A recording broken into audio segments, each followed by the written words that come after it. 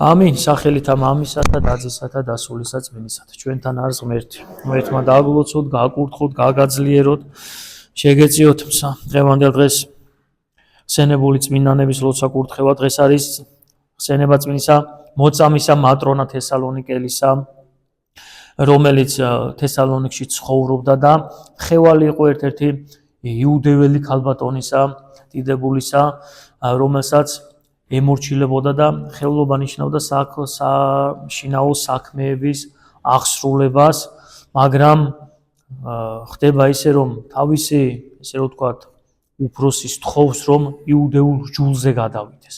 ქრისტიანი ქალბატონი იყო მოწამე მატრონა და ვერანაირმა მუქარა, ცემამ, დაშინებამ თუ ასე შემდგომ ვერანაირად ვერაფერმა ვერ გადადრიკა მატრონა ქრისტეს ჭეშმარიტ სარწმუნოებისაგან და თავისმა ქალბატონმა იგი დილეგში ჩააგდო, მრავალ ტანჯვას შეამთხვევდა მას და შემდგომ უკვე მოაკვლევინა.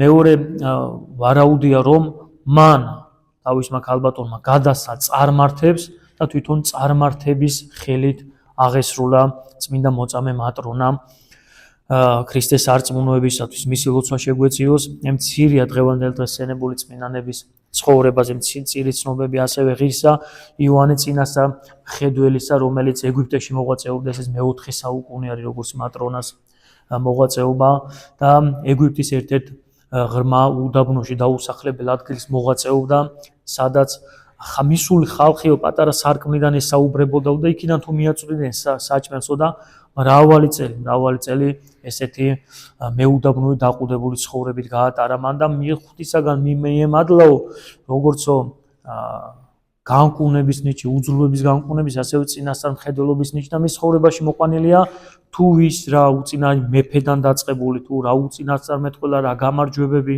რა უთხრა წინაწინ და ყოველივე აღესრულა, ესევე თავისთან მოღვაწე მამებს, რაც მაგალითად ეპისკოპოსობა უწინასწარ მეტყველა და მართლაც ეპისკოპოსები შეიქმნენ.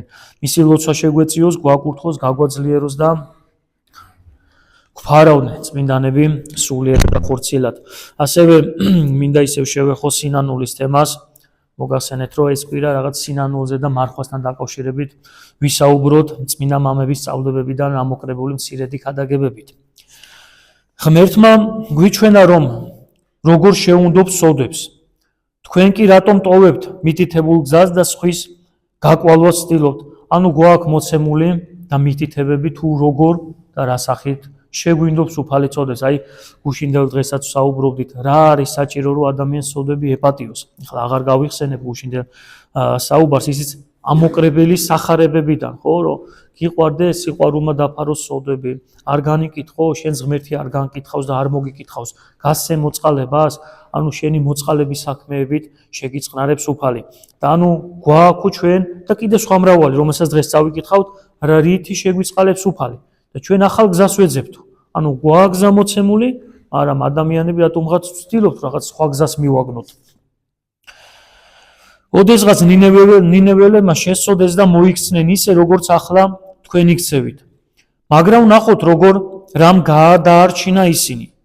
სნეულის განსაკუთრებლად ექიმები თუმცა ბევრ საშუალებას მიმართავენ, მაგრამ კეთილგონიერი მკურნალი აკვირდება არა იმას თუ რას სვამ და ავადმყოფი, არამედ რა მოარჩინა იგი ხო მრავალ წამალს სვავს ხოლმე უძლური ადამიანი, მაგრამ კეთილგონიერი ფიქრობს ყველამ კი არა კონკრეტულად რაღაც წამალია, რომელიც ძალიან ეხმარება. აქაც უნდა დავაკვირდეთ იმას თუ რამ გადაარჩინა ნინეველი. ჩვენ გვსმენია ძველი აღთქმის ისტორიაში ნინეველების მარხვაზე, ნინეველების სინანულზე, მაგრამ ნახე მრავალი რამ აღასრულეს, მაგრამ კონკრეტულად რამ გადაარჩინა ისინი, ეხლა გაჟღერდება ზუსტად. რომელთაც სულიერი წყლურების საკუნებლად თავიან თავს დაუწესებს მარხვა, ჩაიცვეს ნაცარ დაყრილი და ცხარე ცრემლებით დალტობილი ძაძები. გაერთხნენ მიწაზე და ამასთან შეიცვალეს ცხოვრების წესი. ანუ ნახე რამდენი რამ მარხვა, ძაძები და ერთ-ერთი იყო ცხოვრების წესი. ნახოთ ჩამოთვლილი წამალთაგან რომელმან განკურნა ისინი. მაგრამ შეიძლება ვინმე მიკითხობს როგორ შევიტყობთ ამას? შევიტყობთ თუ მივალ მკურნალთან, უფალთან და თავად მას შევეკითხებით. იგი უეჭველი ამას არ დაგვიმალავს, პირიქით მზად არის ყოველივე გაგვიმხილოს. პირადად ვიტყვით, პირდაპირ ვიტყვით. ამ ექიმმა უფალმა წიგნში ჩაწერა ნინეველთა განკურნების საშუალება, რათა ყოველ ადამიანს სოდნოდა და არ დასჭირვებოდა მისი გარკვევა. მაინც რა არის ეს წამალი? წინასწარმეტყველი ამბობს: დაიხილა ღმერთმან საქმენი მათნი. ხაზგას, საქმენი მარხვა კი მარხულობდნენ, ტიროდნენ, როგორ მდგომარს პირუსაც კი ამარხულებდნენ, ესე რო ვთქვათ. მაგრამ ყველაზე მთავარი რა არის? საქმეები. იხილა უფალმან საქმენი მათნი, ანუ საქმენი შეიცვალნენ. ანუ ძველი ცხოვრების წესი დაუტევეს. რამე თუ მოიქცენ გზისაგან მათთა ბოროტთა, ანუ ბოროტი გზიდან მოქცევა და შეინანა ღმერთმა სიბორტსა ზედა, რომელი თქვა მათ და ყოფა და არა უყო. და ანუ სიბორტე მოქცევა რო ანახეს ღმერთმა ის საჯელი რაც განკუთვნილი იყო არი და ნინევიას. ანუ მაკურნებელი წამალი გახდა ბოროტი საქმეებიდან მოქცევა. წინასწარმეტყველს არ უთქვამს რომ ღმერთმან ნინეველთა მარხვა, ძაძები და ნაცარი იხილაო, არამედ იხილა რომ საქმეები ბოროტნი დაუტევეს. ამას მარხვის უარსაყოფად არ ვამბობ, ნუ იყოფინ. სურს დაგარწმუნოთ რომ აკეთოთ ის რაც მარხვაზე უმჯობესია.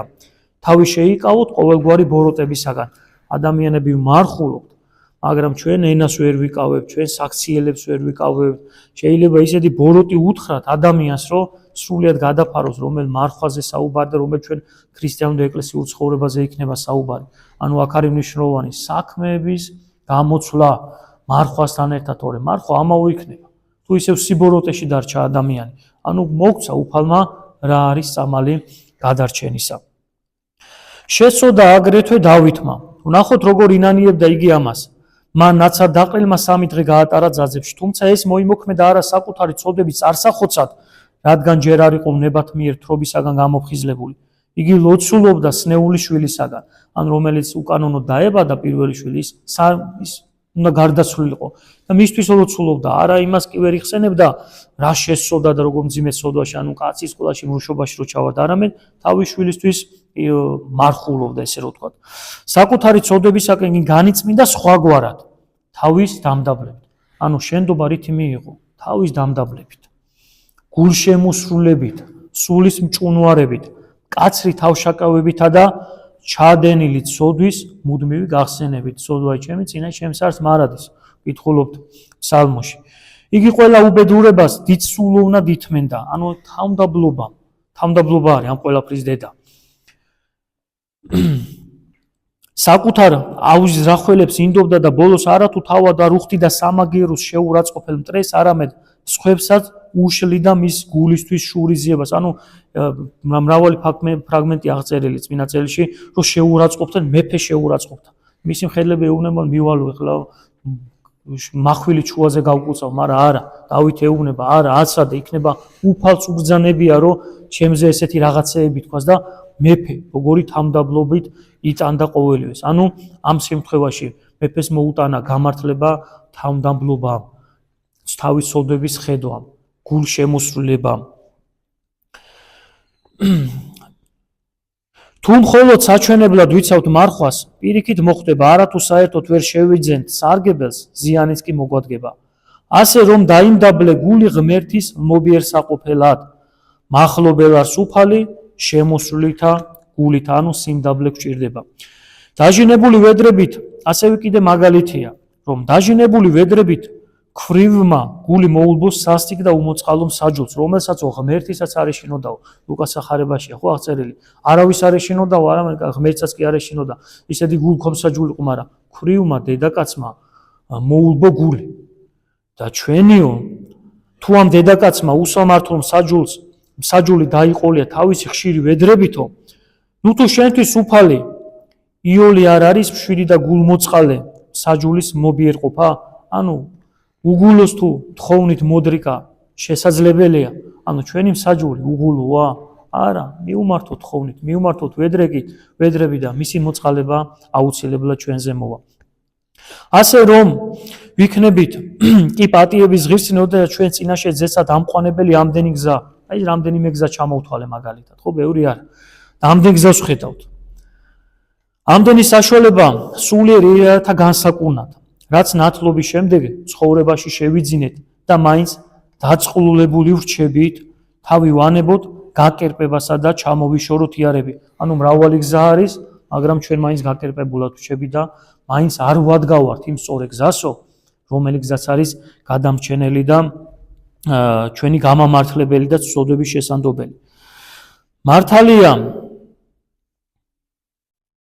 ხოლო ჩვენ ყველა ჩვენ სისუსტეების მქონე ადამიანებზეა საუბარი, ჩვენ ცოდვილებზე. ხოლო ჩვენ მრავალცოდნელნი, კადნიერად რო წავდგეთ ქრისტეს სამჯავროზე, უნდა ვეშურებოდეთ შემოთავაზებულ საშუალებების გამოყენებას, ცოდოთაგან განსაცმელად, რასაც უსურვებთ ყველას მადლითა და კაცმოყვარევითა უფლისა ჩვენისა იესო ქრისტესითა.